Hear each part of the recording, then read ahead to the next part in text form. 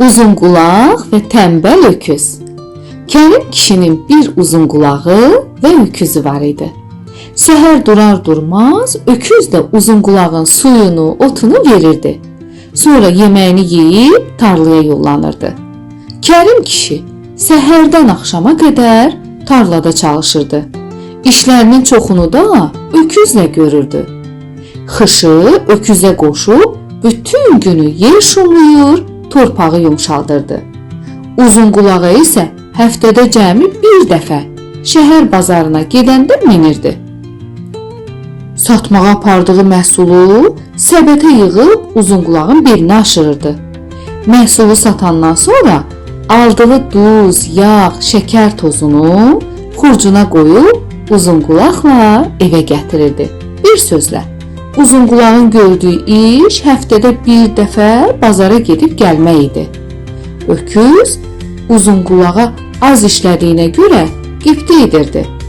Axşamlar tövlədə rastlaşanda yorğunluqdan sızıldayır, uzun qulağa gileylənirdi. Bir axşam tövləyə gələn öküz yenə şikayətləndi. Uzun qulağın ona yazığı gəlib, dedi: "Dostum, ağlıma bir fikir gəldi. Biraz sonra yiyəmiz bizə ot gətirəcək. Sən heç nə yemə. Hətta yerindən də tərpənmə.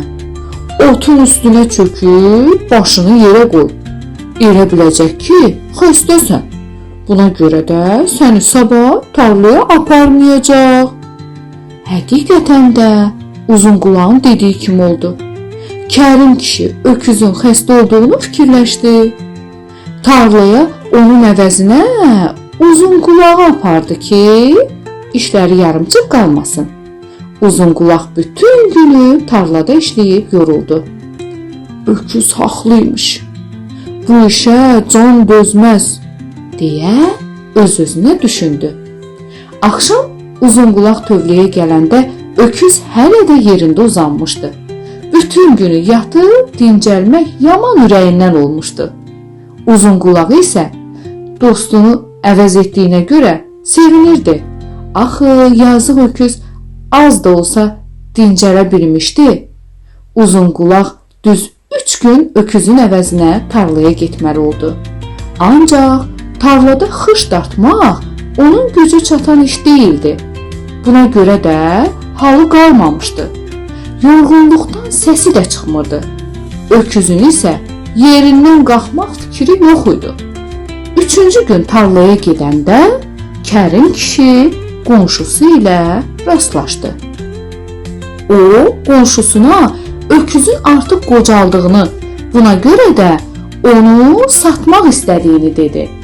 Axşam tövləyə qayıdanda uzun qulaq öküzə yaxınlaşıb dedi: "Dostum, səhər tarlaya gedəndə yiyəmiz qonşu ilə danışdı. Bilirsən, ona nə dedi? Dedi ki, mənim öküzüm sabaha sağalmasa onu satacağam. Məndən demək, daha özün bilərsən." Öküzün canına qorxu doldu. Böyürə-böyürə qaçmağa başladı. Kərim kişi öküzün səsini eşidib tövləyə gəldi. Öküzün ayaq üstə gəzdiyini görüb sevindi. Onun başını tumarlayıb otunu biraz da artırdı ki, sabaha güc toplasın. Öküz tənbəlliyin başına bəla gətirəcəyi anlamışdı. O gündən işindən şikayətlənmədi. Hər gün canla başla işləməyə getdi.